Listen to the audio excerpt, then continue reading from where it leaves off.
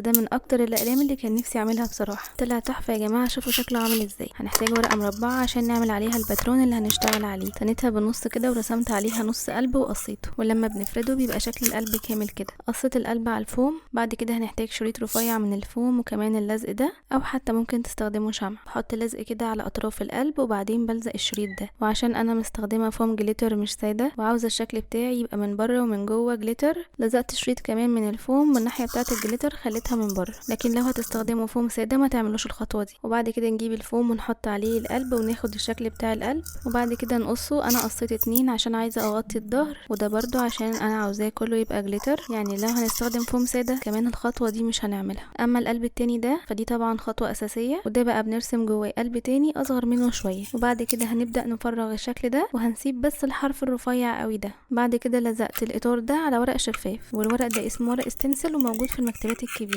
وطبعا قصيت كل الزياده. كان عندي الحاجات الكيوت دي، بدات احط كده منها كل لون، حطيت منه شويه في القلب، كان شكلهم تحفه. بعد كده حطيت لزقه على الاطار ده ولزقت القلب التاني عليه. وعشان القلم اللي هستخدمه النهارده لونه مش مناسب غطيته كله بالواشي تيب ده. واخر خطوه عشان نثبت الشكل على القلم هنحتاج قطعه صغيره من الفوم وهنلفها على القلم كده. عاوزين تلزقوها في القلم نفسه يبقى الشكل مش هيتحرك ولا هيتشال من القلم. لو هتلزقوا الفوم في بعض زي ما انا عملت كده يبقى نقدر نحرك الشكل زي ما احنا عايزين. بعد كده هقص الزاويتين بالشكل ده كده عشان اقدر اثبت الشكل في النص. وبس كده الفكره خلصت، وبجد يا جماعه طلع تحفه. ما تنسوش انتوا كمان تكتبوا لي رايكم في الكومنتس.